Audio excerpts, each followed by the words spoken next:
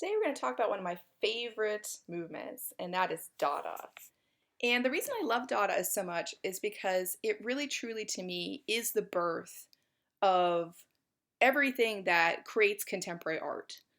We often talk about it as the birth of conceptualism because Dada really allows for the idea to be primary now.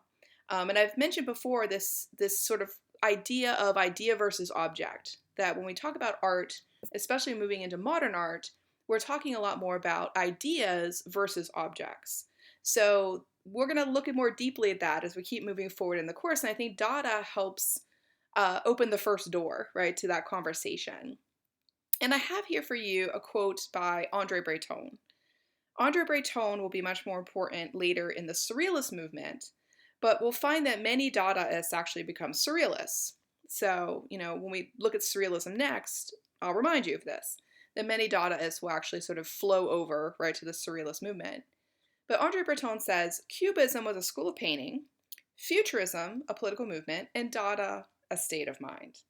Now, what does this mean? He really, to me, is encapsulating everything that has been inventive in early 20th century art.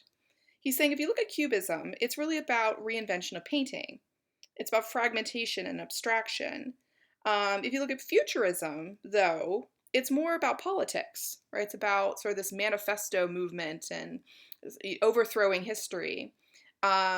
He's like, but you get to Dada, and Dada is a state of mind. Because Dada rejected everything that was traditional about art. The making of art, the idea of skill within art, it rejected all of those things. Sort of opened up a new landscape for art to exist in. And one of the things that I think Dada brings up is like, what is the possibility of what art can be? And what can art, exist as? Dadaists were very interested in this idea of like art being possibly funny or it being a joke, right? Or it not being so serious, right? At the end of the day. And I love this comic from Get Fuzzy. I don't know if you've ever seen the comic strip Get Fuzzy, but you know, it's a play on the sort of joke of like, they're these people bring their baby over to meet Robbie and the cat and the dog, and Bucky's like, oh, you're fascinated by the baby Bucky, and he's like, oh, it's all Dada this and Dada that, and Satchel, who's usually, by the way, kind of the moron of the group, he's like, well, it's amazing. Do all babies know so much about nihilistic art? But so this idea that the baby's saying Dada, it's not saying daddy, it's saying this art movement name. And why is this a funny joke? Because we don't actually know what Dada was meant to mean. It's really just like this nonsensical title that actually people don't know what it's supposed to mean. So there's a joke within even the name of the art movement. Some people say it's literally like yes, yes, from the Russian da, meaning yes. There's another story that they opened up a phone book and put their hand on a word and it was Dada, which is the French for like hobby horse, like a children's toy. But you see my point. Like nobody has a clear-cut story of like why we call this Dada. I think it's just meant to be, kind of illusory. Like it's untouchable, it's unknowable, and because of that you kind of have to laugh a little bit and say, well, what the heck is it anyway? And I love Dada as well because I really think it's about reinvention of what the possibilities of art. It's about, as Jean Arp is saying in this quote, that Dadaists, they despised regular art. They didn't understand why that was important anymore. And they thought that the whole universe could exist as art. The way I describe this as Dadaists, they think more about the ideas versus the objects. So again, when I think about this as the birth of conceptualism, I'm thinking about artists who are really exploring this idea of my idea is more important than the object. You're looking at Duchamp's, 50 cc's of Paris air, where basically he took like a vessel and he put air in it. And what I love about it is it's the sense that any arbitrary action or everyday action can become artistically worthy. There's also the joke because you have to believe what he's telling you. You have to believe that it's Paris air. So you see how far this can go, right? You have to kind of be like, okay, I'll come with you, Duchamp. I'll believe what you're saying, right? But notice that this doesn't take any particular skill beyond your brain. and what your brain is conceptualizing. So Dadaism to me is about, opening up the whole world as possible to be art, and then allowing anyone's ideas free reign to be art as well.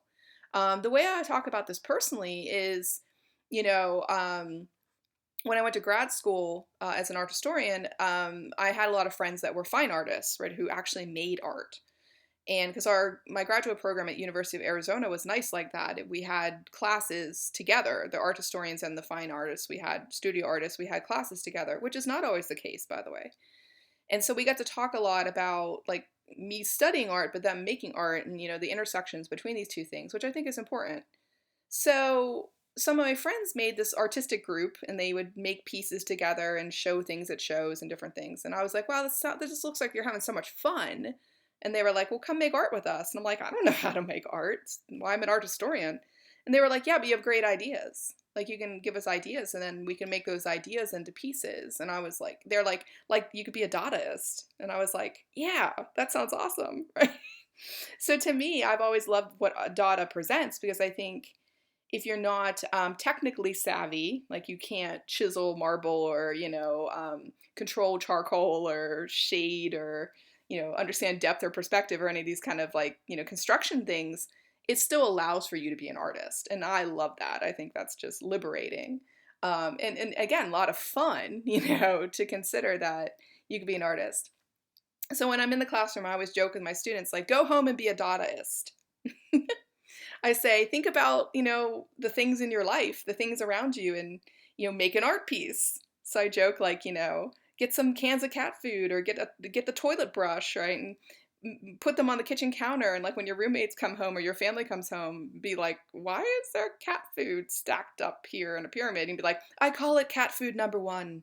I'm a Dadaist, or like, I call it toilet brush, right? And we're going to talk about selection is very important to Dadaism as well. So you'll understand a little bit more of the joke as we go on. But, this idea that anything can be art, anything can be an artist, anyone could be an artist, again, that to me is a hallmark, right, of what Dadaism is. And so here are some bullet points that I always kind of bring up with the class that I think are important to sort of guide you through Dada, but also kind of helps you understand the mentality of modern and contemporary art going forward. First off, the word conceptual. We'll later look at a whole movement of conceptual art in the 60s, so understanding this word is important. But I think Dada is the birth of conceptualism. Even though later you have the movement, I think it's born here, the idea of conceptualism. So I'm a contemporary art historian by trade, and for me, the journey of me learning about my discipline really started here with Dada. So I think it's important to understand conceptualism. So conceptualism, again, is idea-driven. Idea versus object is the best way I can try to sum it up for you. And we'll talk about Marcel Duchamp as sort of, the key Dadaist and really to me, the father of conceptualism as well. Dada is often very much what I call arbitrary nonsense. It doesn't make sense. It's not supposed to make sense. If you're looking for meaning, yeah, I can't help you, right? For me, I like this, but again, I find a lot of students sometimes don't. They want to know what an art piece means. And when we move more into the 20th century, they find sometimes that's lacking, and it can be upsetting to them.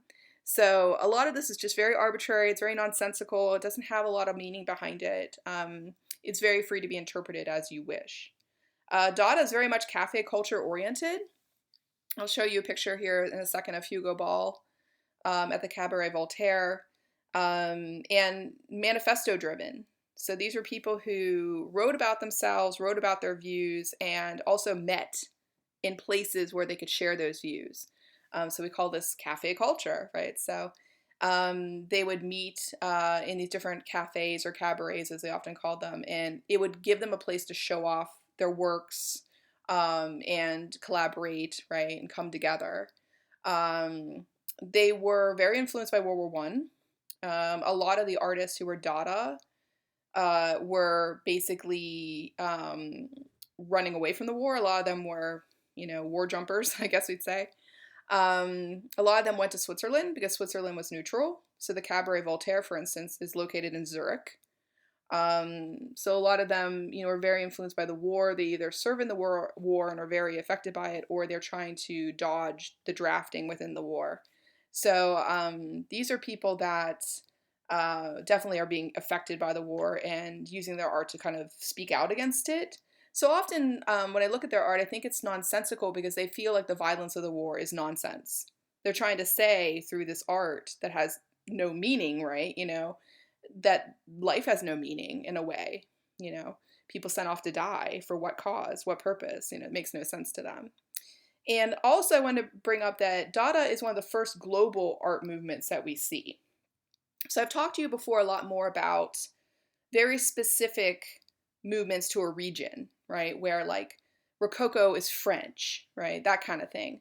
So we've mainly stayed in Europe. We've made it over to America and talked a little bit about American art in the context of European movements crossing the ocean. But we've never really yet seen a truly global art movement. And Dada is one of the first that we talk about.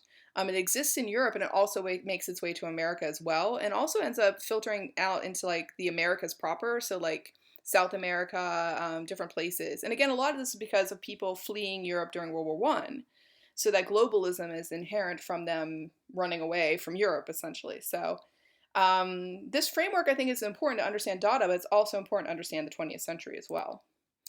And as I mentioned, the idea of the cafe culture, right? It was a place where they got together and would often put on these different performances. And here you have a quote by Tristan Tzara, a very famous Dadaist, who said, "Dada is explosions of elective imbecility." I love this quote. Because he's saying these people aren't imbeciles, they're electing to act like imbeciles. There's a difference. Love it. But I wanted you to think about like how Dada is not painting, it's not sculpture, it's not what we typically think of. Hugo Ball, this is actually more like performance art. Again, we're going to talk about performance art as a movement in the 60s and 70s. But again, I really think performance art is born here, as conceptualism is born here with the Dadaists. So Hugo Ball, he performed a sound poem, as he called it, a sound poem. And if you read the poem, and I'll just let you Google it because I'm sure you can find it real easy. It's basically these just sounds. Again, it's like Gaja berry bimba, bim glassa lassala, And he talks about how he wanted it to be reverent. He wanted it to be like hold a weight to it. And so he was like, I had this way of saying it in a sort of priestly cadence. So it was very serious. I didn't want the seriousness of what I was doing breaking down. But again, you just look at this whole experience and you start to go, what the heck? Because I'm showing you the picture here, and then I'm telling you about the sound poem. Put all these things together, and I'm sure you're like, what in the world? And I love his outfit too. He made it out of construction paper. So he said that the little cape was supposed to be like when he raised his arms, it gave like wing-like movement. And then he had a striped witch doctor's hat, the tall hat. These crazy gloves with the weird fingers, you'll notice. And then he was encased in this like cardboard cylinder. So he actually had to be taken onto the stage and like propped up because he couldn't walk in it. All this is great, right? And again, he performs this poem where he's like, Gaja berry bimba, bim gossa glossala. You can only imagine how this went over. As I mentioned, the Cabaret Voltaire was in Switzerland, in Zurich, and was a key gathering place for the Dadaists to get together and, bounce these ideas right off of each other. But to me, Dada is like nothing else, right, you've ever seen before. In the next video, I'm going to show you some Dada artists, right, some of the primary Dada artists, and we're going to start, of course, with the big daddy himself, Marcel Duchamp.